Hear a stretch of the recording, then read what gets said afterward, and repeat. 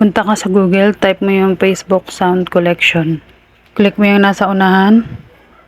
At dito guys, dito tayo makakakuha ng pwede nating i-download na mga music backgrounds. At ayan, sound effects na walang copyright, na hindi ka makaka-copyright. Ayan guys, marami dyan mapipilian. Pipili ka lang ng mga gusto mong i-download. Then magdadirect na yan sa file mo. Ganyan lang kadali guys. Sure ka na hindi ka makaka-copyright. Marami dyan pagpipilian na kung ano mga gusto mong sounds or sound effect or music background. Ayan guys, magta-try tayo ng ilan dyan para alam mo kung paano pag-download or paano i-play. Ayan guys, dyan banda sa ibaba. Ayan yung mga pagpipilian na pwede mong i-download. Ayan yung may arrow sa gitna. Ayan yung play. Tapos yung sa gilid na bandang kaliwa niya naman yung download. Ayan guys, ayan, click ako ng isa para i-play. Ayan, pakinggan nyo na lang guys.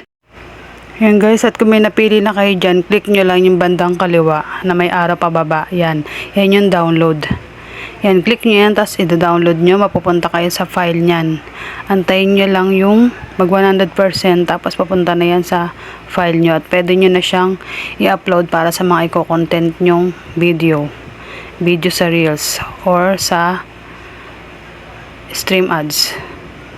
Try nyo to lalo na sa mga baguhan pa lamang na hindi alam kung paano mag-download ng mga music background or sound effects na walang copyright. Ayan guys, check nyo lang yan. Tapos ito, try nyo yun sa bandang gilid kung gusto nyo na itong i-upload. May napili lang kayo. Itong banda sa kaliwa na may arrow pababa. Ayan, yan yung download. Ayan, nagda-download na siya guys.